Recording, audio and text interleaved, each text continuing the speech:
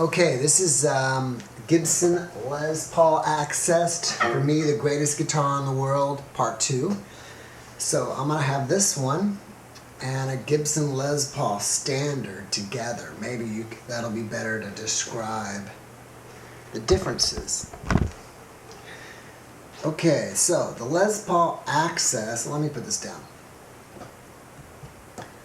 The Axcess, what's different about it, obviously, is it's got the Floyd Rose, and it's set right into the body.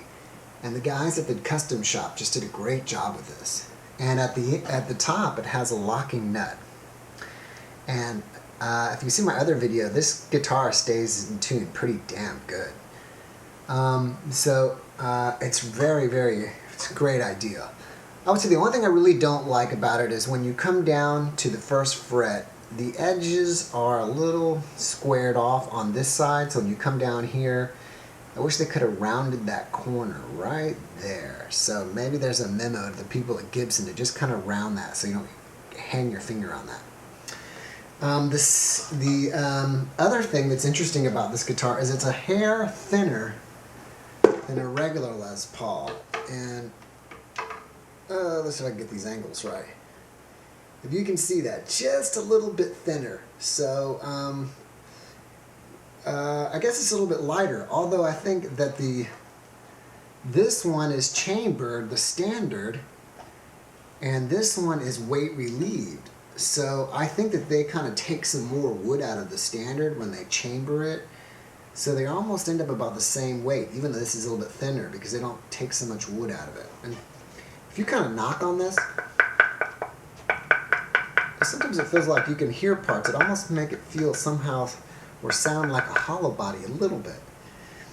So, anyways, back to the Axcess. What is also super cool about this Axcess is that they put in this, I can't remember what it's called, but I think they call it a belly scarf. But anyways, what's great about this is that when you have this against your belly, you know, it feels a lot better. It kind of gives you that Strat feel. Whereas on the other one, you don't have it, and you can feel that block of wood against your body. So I love what they did with that. And they also put this, they did this little cutout on the neck too. I don't know, maybe that's the belly scarf. I can't remember all the terms here. But what's great about that is it gives you a little bit better access when you're going up to the higher notes on the neck. So you don't just kind of run into that block of wood. And again, I will show you this. So see, here's the regular one, and you kind of come into this, when you come up higher, you run into this kind of block of wood right here, and it makes it more difficult. And I have short, fat fingers, so it makes it even more difficult. And the last thing that is super cool about this is that they put this push-pull pot on here.